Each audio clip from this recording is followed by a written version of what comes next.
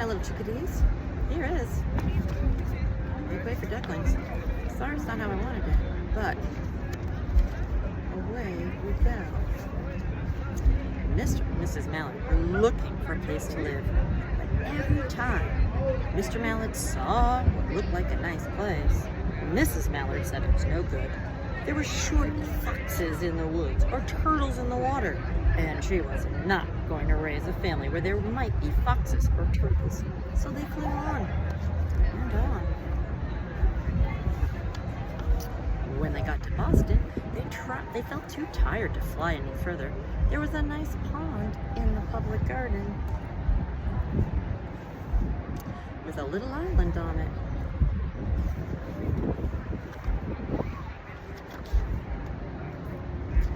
The very place to spend the night, quacked Mr. Mallard. So down they flew.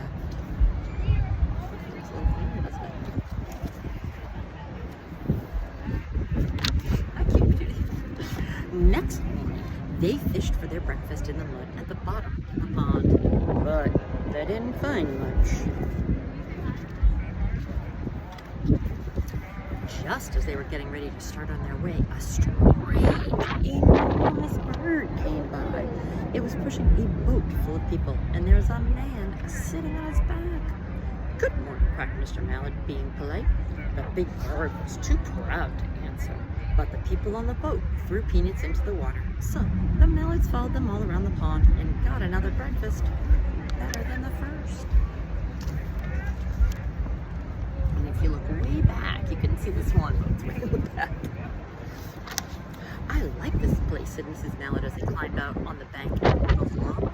"Why don't we build a nest and raise our ducklings right in this pond? There are no foxes and no turtles, and the people feed us peanuts. What could be better?" "Good," said Mr. Mallard, delighted that at last Mrs. Mallard had found a place that suited her. But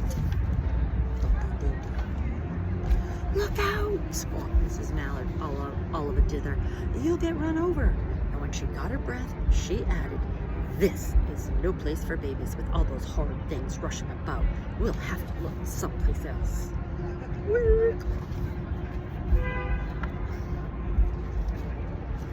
So they flew over Beacon Hill and round the State House, but there was no place there. They looked in Louisburg Square, but there was no water to swim in. That, don't they? Then they flew over the Charles River.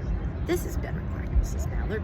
"That island looks like a nice, quiet place, and it's only a little way from the public garden." "Yes," said Mrs. Mallard, remembering the peanuts. "That looks like just the right place to hatch our ducklings."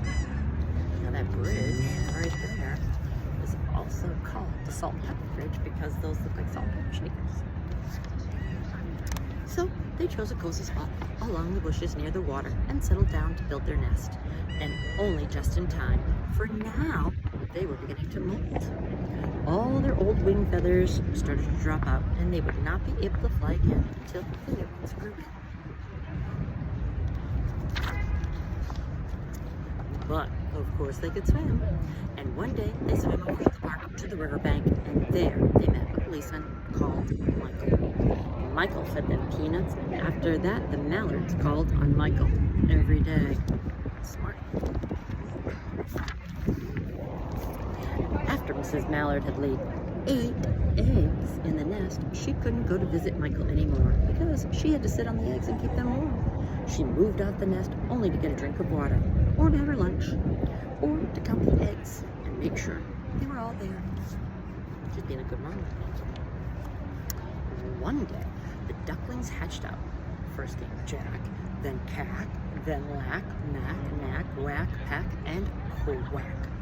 Mr. and Mrs. Mallard were bursting with pride. It was a great responsibility taking care of so many ducklings, and it kept them very busy. One day, Mr. Mallard decided he'd like to take a trip to see what the rest of the river was like further on. So off he set. "I'll meet you in a week in the public garden," he quacked over his shoulder. "Take good care of the ducklings." "Don't you worry," said Mrs. Mallard. "I know all about bringing up children." And she did. She taught them how to swim and dive. She taught them to walk in a line, to come when they were called, and to keep a safe distance from bikes and scooters and other things with wheels. When at last she felt perfectly satisfied with them, she said one morning, "Come along, children, follow me." Before you could wink an eyelash, Jack, Cack, Lack, Mack, Knack, Whack, Pack, and Quack fell in line, just as they had been taught. Mrs. Mallard led the way into the water, and they swam behind her to the opposite bank. Mrs. Mallard stepped out to cross the road. Honk, honk, went the horns on the speeding cars. Quack, went Mrs. Mallard as she tumbled back again. Quack, quack, quack, quack, went Jack, Cack, Lack, Mack, Knack, Whack, Pack, and Quack, just as loud as their little quackers could quack. The cars kept speeding by and honking, and Mrs. Mallard and the ducklings kept right on quack, quack, quacking. Oh. They made such a noise that Michael came running, waving his arms and blowing his whistle. Quack, quack, quack, honk, honk, tweet. Kind of like that. He planted himself in the center of the road, raised one hand to stop traffic, and then beckoned with the other, the way that policemen do, for Mrs. Mallard to cross over. As soon as Mrs. Mallard and the ducklings were safe on the other side and on their way down Mount Vernon Street, Michael rushed back to his policeman. He called Clancy at headquarters and said, "There's a family of ducks walking down the street." Clancy said, "Family of what?" "Ducks!" yelled Michael. "Send a police car, quick." Meanwhile, Mrs. Mallard had reached the corner bookshop and turned into Charles Street with Jack, Cack, Lack, Mack, Knack, Whack, Pack, and Quack, all marching in line right behind her. Quack looked so cute. Everyone stared. An old lady from Beacon Hill said, "Isn't it amazing?"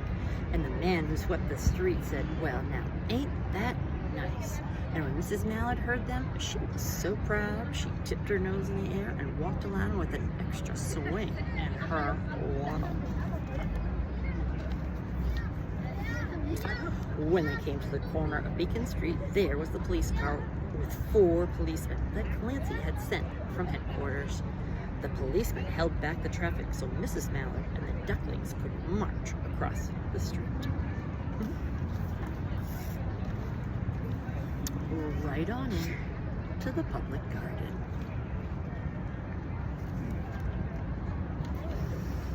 Inside the gate, they all turned around to say to the policeman. The policeman smiled and waved goodbye. When they reached the pond and swam across to the little island, there was Mr. Mallard waiting for them, just as he had promised. Right on that island. The ducklings liked the new island so much that they decided to live there. All day long, they follow the swan boats and eat peanuts. Same thing. And when night falls, they swim to their little island and go to sleep.